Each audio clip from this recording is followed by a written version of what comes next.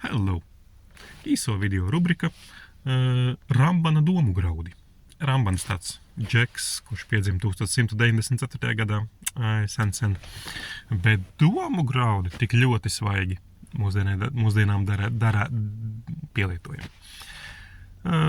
Tagad sākas tavs porcīt Noah, kas to nošana esam par tādu džeku dzirdējuši nos. Un liekas, tik vienkārši doma, ar ko viņš aizsāk šo tavs porciju, kas man likās, kādā bērnībā es esmu dzīvojis, cik ļoti ir ielgus mana bērnība. Jo tad, kad mēs skatāmies apkārt, notiek kaut kas slikts, tad tiek pieļauts, kad tajās kaut kādās sliktajās lietās iekuļās gan labi cilvēki, gan slikti cilvēki. Ja tās ir dabas katastrofas, avārijas uz ceļiem, viss kaut kas tāds, kas notiek, negluži pēc cilvēka kaut kādas izvēles vai gribas. Labs cilvēks, slikts cilvēks, vienalga tur tajā visā var iekulties. Bet ir viens izņēmums vēstures, cilvēces vēsturē, kad es esmu vienmēr skatījies, kad tad bija cieta tikai sliktie un izglābās tikai labie, un tie nosplūdi. Nezinu, kā tu vai es domāju par tādu lietu, bet es vienmēr domāju, bija viens labs cilvēks, viņa ģimene arī acīm redzot puslīdz bija ok, un viņš tika izglābts, bet visa pasaule, kas bija ļoti slikta, viņa aizgāja bojā. Tad, Rambans saka, bērnišķīga domāšana, jo viņš saka, tiesā pēc vairākuma. Un ja vairākums dzīvo ļaunumā, tad pasaule gāja bojā arī ar tiem labajiem. Un Nos ir vienkārši viens cilvēks, kurš bija tāds izvēlēts vai tāds cerības stars cilvēcei. Kad viņš nolēma, ar šitiem visiem mēs beidzam, bet cerību cilvēcei vēl dosim. Tad viņš izvēlās vienu cilvēku, caur kuru ir netik daudz varbūt viņa pagātne svarīga, kurš droši vien viņš bija, par viņu teica, ka viņš bija foršs cilvēks, bet iespējams vēl vairāk svarīgāk būtu nākotne no visiem izvēlas vienu, kurš spētu nākamo paudzi veidot savādāku nekā to, kas bija iepriekš. Un tā cilvēcei tiek dota otra iespēja. Un nav tā, ka visi bija slikti, visi nomira, un viens labais izglābās. Noteikti arī toreiz gāja bojā daudz sakarīgi cilvēki. Tāpat kā arī mūsdienās visur tas notiek. Bet tad mazliet tālāk tas ir, 6. nodaļa, 1. Mūzes, 6. nodaļa, 13. pants. Un tur viņš sākas, kad visu cilvēku, tā teikt, gals tuvojas. Bet tad viņš Nosam paskaidro, kāpēc. Un te man likās ļoti interesanti. Ļoti sasaistās ar šā laika ziņām, jo tas paskaidrojums, kad viņš paskaidrot vienam cilvēkam, kurš tiks izglābts un viņa ģimene, viņš pieved iemeslu, kāpēc visa pasaule tiks iznīcināta. Un šis iemesls ir, visa pasaule ir pilna ar, latviski ir varas darbiem, bet tā saprotamāk ar vardarbību. Un kā jums šķiet, kā tev šķiet, kas ir šis, kā ivritā ir vardarbība? Un tur ir dažādi vēl, varbūt sinonīmi, laupīšana būtu varbūt tas pats vārds, bet vardarbība.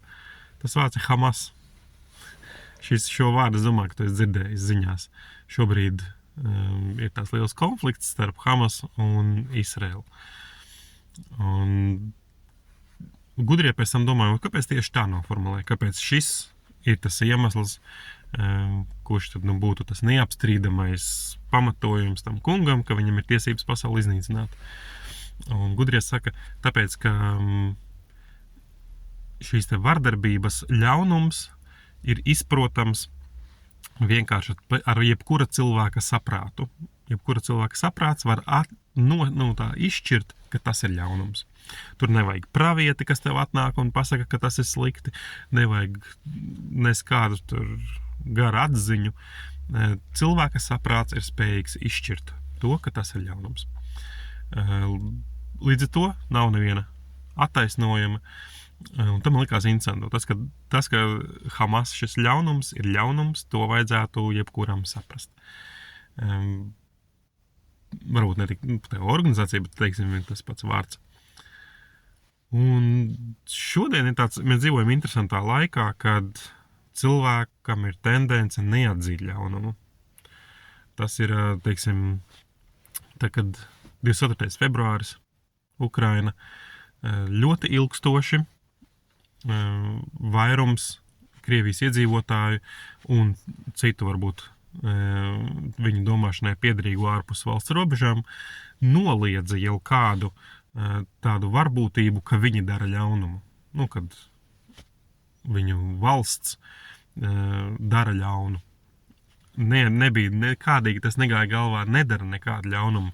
Un viss tas, ka pasaule nostājas pret konkrētu tagad tur nāciju, tautu, tas viss ir sazvērestība, tas viss ir mūsu tādi naidnieki, riebekļi, bet mūsos nav vaina. Un tāpat arī tagad, kad ir šis 7. oktobra notikumi Izrēlā, ir interesanti redzēt video, kad, piemēram, kāda palestīniešu meitene, tad jauna sieviete, ir uz kādas ēkas jumta, un viņa saka, redziet, kādi mani netīri mati, redziet, cik mani netīri mati. Tas ir tāpēc, un viņa rāda tukšu ūdens tvērtni uz jumta, kad tur vairs nav ūdens. Tas ir tāpēc, ka okupanti mums atņēma ūdeni. Un nav ne vārda par 7. oktobri. Cilvēks izvairās redzēt šo Hamas, šo vardarbību, šo ļaunumu, izvairās redzēt un redz kaut kādu problēmu cēloņus citur.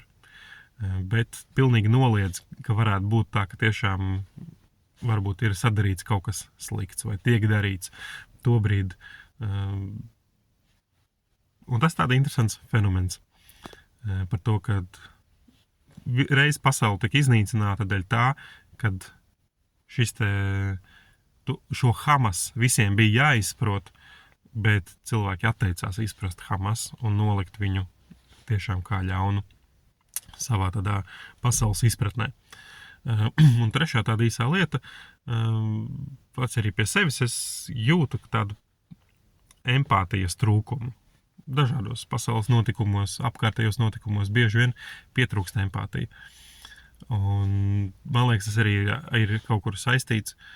Un izrādās, ka tagad nesen bija Jomkipūra svētki. Tā diena, kad visi ebreji pasaulē lūkšanās. Un dzirdēju komentāru, kur rabīni saka, ka viena no pēdējām lūkšanām tajā dienā ir lūkšana atdari asaru vārtus vai asaru durvis. Un aiz tā slēpjas tieši dod mums empātiju.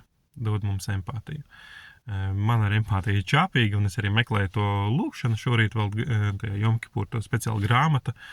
Ar visām tām lūkšanām neizdevās atrast, bet tur ir ļoti gar un plaši viss, tā kā varbūt vienkārši nesanāca atrast. Man liekas, empātijas trūkums mūsdienās arī reizēm ļauj vai liedz ieraudzīt Hamas. To, pie kura ir tās lietas, kuras vajag ļoti skaidri ielikt ļaunuma kategorijā. Un par tām pārdzīvot un pret tām nostāties. Jo reiz cilvēki klusēja un pasaule gāja bojā. Tas tāds šī rīta pārdomas.